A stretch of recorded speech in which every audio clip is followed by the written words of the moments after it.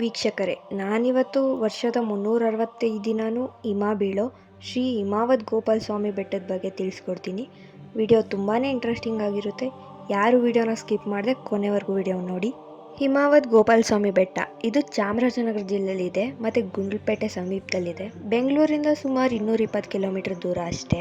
ಈ ಗೋಪಾಲ ಸ್ವಾಮಿ ಬೆಟ್ಟ 1450 ಮೀಟರ್ ಐತೆ, ಅಂದರೆ ಸುಮಾರು 4770 ಅಡಿ ಇರುತ್ತೆ. ಇಲ್ಲಿ ಯಾವ ದೇವರಿಗೆ ಪೂಜೆ ಮಾಡ್ತಾರೆ ಅಂದರೆ ವೇಣುಗೋಪಾಲ ಸ್ವಾಮಿ ರೂಪದಲ್ಲಿರೋ ಶ್ರೀ ಕೃಷ್ಣನ್ಗೆ ಪೂಜೆ ಮಾಡ್ತಾರೆ. ಈ ದೇವಸ್ಥಾನ ಹೊಯ್ಸಳ ಕಾಲದಲ್ಲಿ ಸುಮಾರು ಕ್ರಿಸ್ತ ಶಕ 1315 ಆದಮೇಲೆ ಮೈಸೂರು ಒಡೆಯರ ಆಡಳಿತದಲ್ಲಿತ್ತು.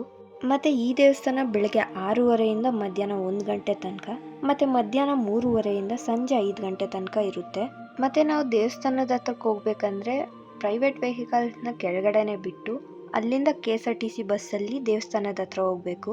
ಯಾವುದೇ ಪ್ರೈವೇಟ್ ವೆಹಿಕಲ್ಸ್ನ ಮೇಲ್ಗಡೆ ಬಿಡೋದಿಲ್ಲ. ಇಲ್ಲಿ ವಿಶೇಷತೆ ಏನು ಅಂದರೆ ವರ್ಷದ 365 ದಿನವೂ ಹಿಮ ಬೀಳ್ತಾನೆ ಇರುತ್ತೆ. ಬೇಸಿಗೆ ಟೈಮಲ್ಲೂ ಚಳಿ ಟೈಮಲ್ಲೂ ಯಾವಾಗಲೂ ಹಿಮ ಬೀಳ್ತಾನೆ ಇರುತ್ತೆ. ಈ ದೇವಸ್ಥಾನ ಮೊದಲನೇ ಬಾರಿ ಹೊಯ್ಸಳ ರಾಜ ವೀರಬಲ್ಲಾಳ ಅವರು ನಿರ್ಮಿಸಿದ್ದಾರೆ. ಅದಾದಮೇಲೆ ಮೈಸೂರಿನ ಒಡೆಯರು, ವಿಶೇಷವಾಗಿ ಕೃಷ್ಣರಾಜ ಒಡೆಯರು ಮತ್ತು ಇತರ ರಾಜರು ದೇವಸ್ಥಾನನ ನಿರ್ಮಿಸಿದ್ರು. ದೇವಸ್ಥಾನದಲ್ಲಿ ಇವತ್ತಿನವರೆಗೂ ಮೈಸೂರು ಸಂಸ್ಥಾನ ಶೈಲಿಯ ಸೇವೆನೇ ನಡೆಸ್ತಾರೆ. ಹಿಮಾವದ್ ಅಂದರೆ ಮಂಜಿನಿಂದ ಮುಚ್ಚಿರುವ ಅಥವಾ ಮಂಜಿನಂತೆ ಚಳಿಯಿಂದ ತುಂಬಿರುವ ಸ್ಥಳ ಅಂತಲೇ ಹೇಳ್ಬೋದು. ದೇವಸ್ಥಾನದ ಸುತ್ತಲೂ ಎಲ್ಲಿ ನೋಡಿದ್ರು ಹಸಿರಾಗಿ ಇರುತ್ತೆ. ಹಸಿರಿನ ಮಧ್ಯೆ ಮಂಜು ಯಾವಾಗಲೂ ಬೀಳ್ತಾನೆ ಇರುತ್ತೆ. ಇಲ್ಲಿ ದೇವಸ್ಥಾನದ ಹತ್ರಕ್ಕೆ ಆನೆಗಳು ಬರ್ತಾ ಇರುತ್ತೆ. ಯಾರಿಗೂ ಏನು ತೊಂದರೆ ಮಾಡೋದಿಲ್ಲ ಆನೆಗಳು.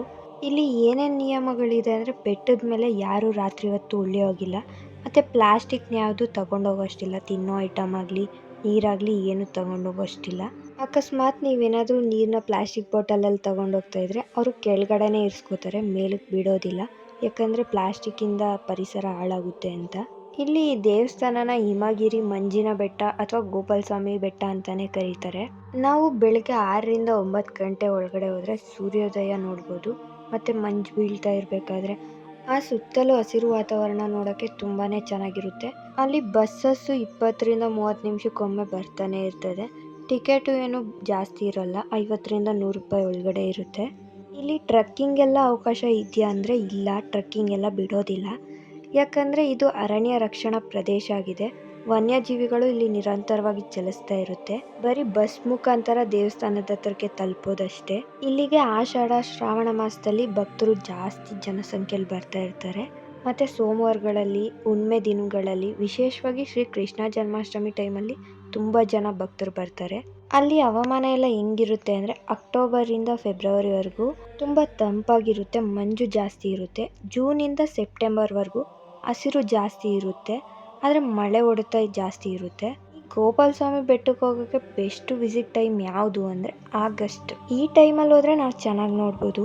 ದೇವಸ್ಥಾನದಲ್ಲಿ ಫೋಟೋ ತೆಗಿಯೋದು ಮತ್ತು ಡ್ರೋನ್ ಹಾರಿಸೋದೆಲ್ಲ ನಿಷೇಧ ಮಾಡಿದ್ದಾರೆ. ದೇವಸ್ಥಾನದ ಹತ್ರ ಹೋಟೆಲ್ಗಳಾಗಲಿ ತಿನ್ನೋ ಐಟಮ್ಗಳಾಗಲಿ ಏನೂ ಇರೋದಿಲ್ಲ. ಪ್ಲಾಸ್ಟಿಕ್ ಪೂರ್ತಿ ನಿಷೇಧ ಮಾಡಿದ್ದಾರೆ. ಮತ್ತು ಮೊಬೈಲ್ ನೆಟ್ವರ್ಕ್ಗಳು ಕಡಿಮೆ ಸಿಗೋದು. ಈ ಹಿಮಾವದ್ ಗೋಪಾಲ ಸ್ವಾಮಿ ಬೆಟ್ಟನ ತುಂಬ ಜನ ಕರ್ನಾಟಕದ ಊಟಿ ಅಂತಲೇ ಕರೀತಾರೆ. ಯಾಕಂದರೆ ಅಷ್ಟು ಅದ್ಭುತವಾಗಿರುತ್ತೆ ವ್ಯೂ ಅಲ್ಲಿ. ದೇವಸ್ಥಾನದ ಗರ್ಭಗುಡಿ ಬಾಗಿಲು ಪ್ರಾಚೀನ ಕಾಲದ ಕಬ್ಬಿಣದಿಂದ ತಯಾರಿಸಿದ್ದಾರೆ. ಇಲ್ಲಿ ದೇವರಿಗೆ ಪ್ರತಿದಿನ ನೈವೇದ್ಯ ತಾಜಾ ಹಾಲು, ಬೆಲ್ಲ ಮತ್ತು ಬೆಣ್ಣೆ ಅರ್ಪಿಸ್ತಾರೆ. ಬೆಟ್ಟದ ಮೇಲ್ಗಡೆ ಹಕ್ಕಿಗಳ ಶಬ್ದಗಳು ಮತ್ತು ತೀವ್ರ ನಿಶಬ್ದ ಟೈಮಲ್ಲಿ ಆ ದೇವಸ್ಥಾನದ ಗಂಟೆ ಶಬ್ದ ಇದೆಲ್ಲ ಕೇಳಕ್ಕಲ್ಲಿ ತುಂಬ ಚೆನ್ನಾಗಿರುತ್ತೆ. ಇಲ್ಲಿ ಸುಮಾರು 77 ಕಲ್ಯಾಣಿಗಳಿದಾವಂತೆ, ಆದರೆ ಕಾಣಿಸೋದು 2ರಿಂದ 3 ಅಷ್ಟೇ. ಇಲ್ಲಿ ವೆದರು ಪ್ರತಿ 15 ನಿಮಿಷಕ್ಕೂ ಒಂದ್ಸಲ ಚೇಂಜ್ ಆಗ್ತಾ ಇರುತ್ತೆ. ಈ ಬೆಟ್ಟದ ಮೇಲ್ಗಡೆ ಇರೋ ಮಂಜು ಸಾಮಾನ್ಯದ ಮಂಜಲ್ಲ, ತೇವಾಂಶದಿಂದ ಫಾರ್ಮ್ ಆಗೋ ಮೈಕ್ರೋ ಕ್ಲೈಮೇಟ್ ಫಾಗ್ ಅಂತಲೇ ಹೇಳ್ತಾರೆ. ಒಂದೊಂದ್ಸಲ ಇಲ್ಲಿ ಮಂಜು ಜಾಸ್ತಿಯಾಗಿ ರೋಡ್ಗಳು ಒಂದೊಂದ್ಸಲ ಕರೆಕ್ಟಾಗಿ ಕಾಣಿಸೋದಿಲ್ಲ.